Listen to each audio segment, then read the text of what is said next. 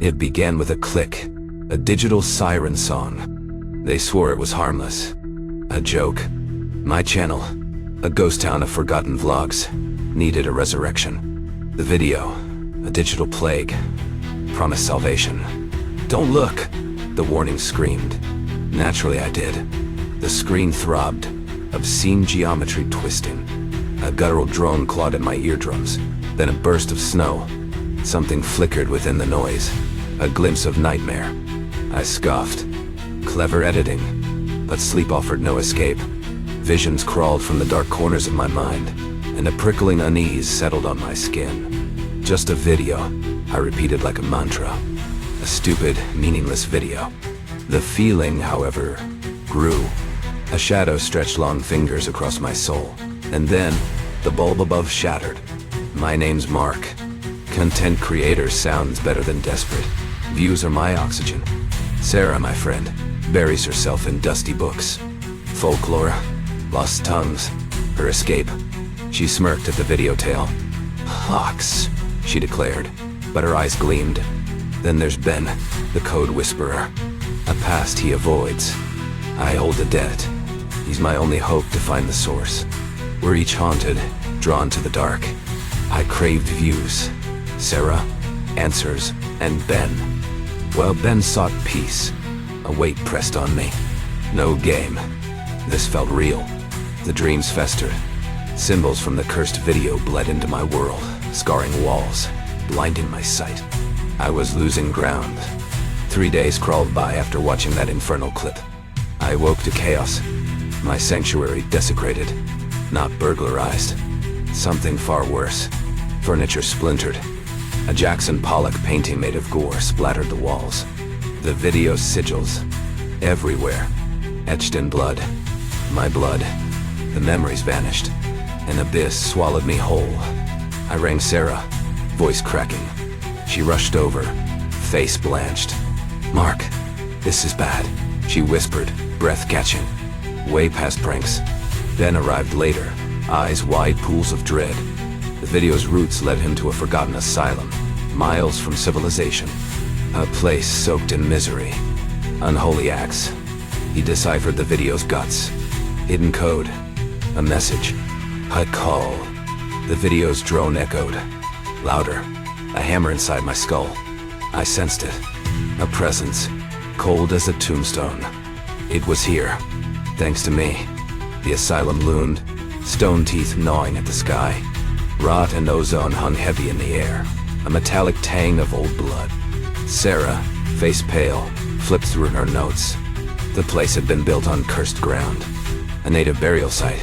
Disturbed, violated. Rituals twisted the very earth. The patience, tools, gateways forced open. Then, hunched over his laptop, cursed. Firewall's a bitch, Mark. Not code. Something else. Symbols from the video clawed from the walls of the basement. A cold hand touched my spine. We stumbled into a hidden chamber. A stone womb filled with relics. Books bound in human skin. Tools of sacrifice. On a pedestal, a book lay open, the symbols writhing on the page. I reached out, drawn in. Then, a shock. White hot. The world dissolved. Visions flooded my mind. Blood. Screams. A thing summoned. A voice. Ancient. Hungry. It knew my name. The voice oozed, not sound but thought, pressed directly into my brain. A dead language, yet understood. It desired me. A puppet. Resistance flared, then flickered.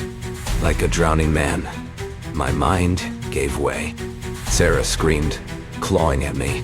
A wave of unseen force slammed her back. Then, eyes wild, deployed his device. A surge of light. A crackle of ozone. The voice hissed, a receding tide. I gasped, sanity returning in ragged breaths. But the thing lingered, a shadow in my skull. I knew it would return. Stronger. The asylum shuddered. Stone groaned. Dust rained. The ground vibrated, deep and low. We stirred something awful. How could we stop it? A question like a cold splinter in my heart. Darkness clung, thick as cobwebs. It wasn't just outside, but inside us.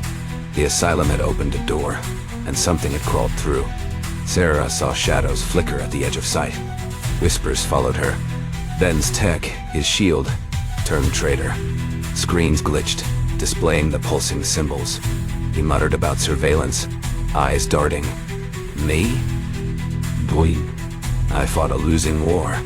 The voice coiled in my head, a serpent of promises and threats. Futures unspooled before me, worlds swallowed by an unending night. Control slipped. I found myself staring down at Sarah, steel in my grip. No memory, just the cold weight. Horror choked me. I had to leave, save them. My presence was a curse. Running felt like betrayal. Each step away from Sarah, from Ben, echoed the voice's victory. But distance, maybe it was the only weapon left. Reaching the cabin, its windows like vacant eyes, a flicker of defiance arose. Perhaps this place of power could be turned against it. Inside, the air hummed, thick with the voice's presence. It poured promises, temptations of godlike understanding.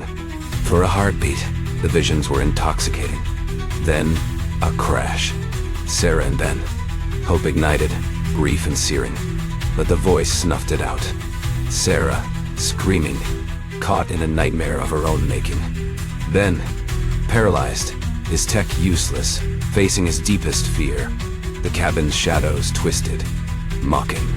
My sanctuary, their torture chamber. Rage fueled me a bonfire against the encroaching dark. Sarah and Ben, their faces etched in terror, became anchors. The voice, a raw echoing thing, fought back. It clawed at my sanity, offering glimpses of oblivion. But I held on, fueled by love, by sheer stubborn refusal. An axe, forgotten in a corner, became my weapon. I swung, a primal scream tearing from my throat, and shattered the mirror. Splintered glass rained down, reflecting distorted images of the nightmare. The cabin groaned, wood screaming in protest, as the voice dissolved into smoke. Yet, the air crackled with residual power, a malevolent current threatening to overwhelm us. The video. It was the source. The festering wound that needed cauterizing. The video had to die. Back in my place, the stench of fear still clung to the walls. A macabre art installation of dried blood painted grotesque murals around the room. The screen, thankfully dark, but the air, heavy, suffocating, like a tomb. I took the hammer to it, a pathetic act of vengeance against something I couldn't even comprehend. Sparks flew, glass shattered, metal screamed.